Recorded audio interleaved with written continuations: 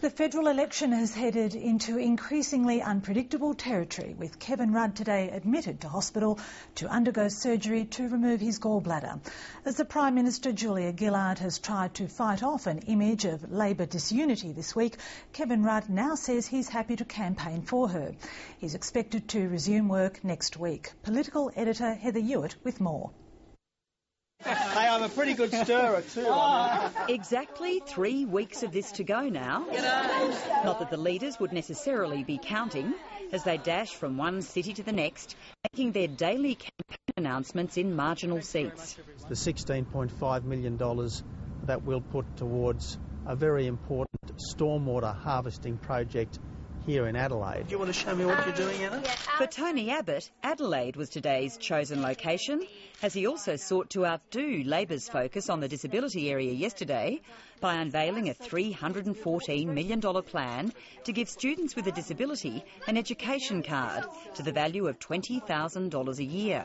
And this would be to enable the schools to do the right thing by pupils with a disability. It would enable pupils with a disability to choose the school that they most wanted to go to and to bring up to $20,000 of educational funding with it. This one has 12 cores. It can go right up to 200 or more cores. Right. For Julia Gillard, today's focus was on what Labor considers a big campaign plus, the government's high-speed national broadband network. She toured a company in Perth involved in the rollout. Now, on the 21st of August, the nation will make a choice, and that choice is between me as Prime Minister and Mr Abbott. As Prime Minister, I will build the national broadband network.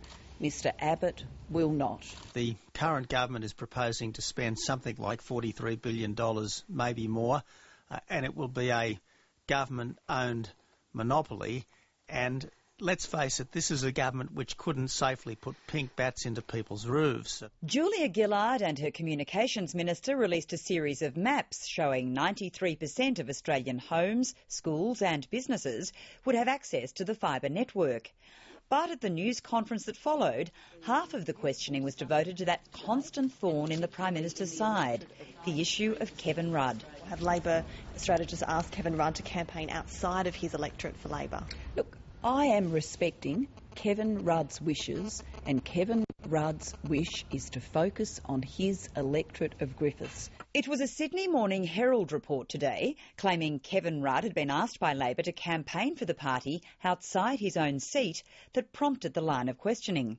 I am, and Campaign HQ is respecting Kevin Rudd's wishes to campaign for re-election as the member for Griffith. No other request has been made of him. Can you win in Queensland without his support? I've just said to you, I've respected Kevin's wishes to focus on his electorate of Griffiths. Yes. There's a strong and troublesome theme starting to emerge here for the Gillard campaign, and one that Labor had hoped to avoid by calling an early election instead of waiting until October. Kevin Rudd's name just keeps on bobbing up at news conferences, and even more so since that highly damaging leak this week on Cabinet deliberations. The observations of former leader Mark Latham last night on the possible source of the leak haven't helped. You don't have to have a wiretap on the conversation between Kevin Rudd and Laurie Oakes to know it was Kevin Rudd. It too is one of the laws of nature, that Kevin is a serial leaker. This is what he does. I am not going to be diverted by political chatter, politicians and former politicians talking about politicians. It's the coward's way to get on the blow with Laurie Oakes and say, I'll tell you this, but you're not allowed to identify me. You know, it's the snake's way.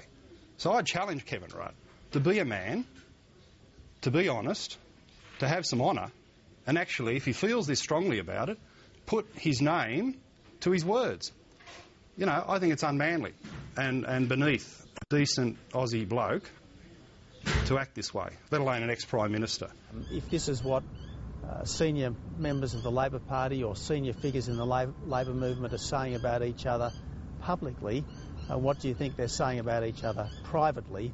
This afternoon, Kevin Rudd issued a statement saying he hadn't responded to the substance of anything Mark Latham had said for the past 5 years and didn't intend to start now.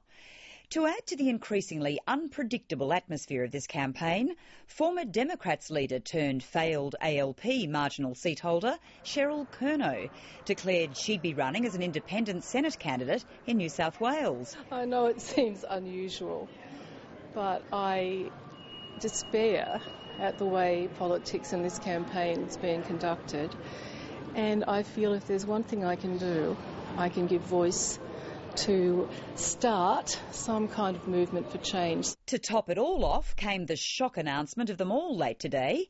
Kevin Rudd was undergoing surgery to remove his gallbladder. A spokesperson said he expected to resume work next week, campaigning in his own electorate, elsewhere in Queensland and the rest of the country as appropriate. And if Kevin is able, once he's made a recovery, to campaign in Queensland and around the country, then obviously I would welcome his campaigning efforts. I've always wanted to respect his wishes, and he's made his wishes clear today in this statement.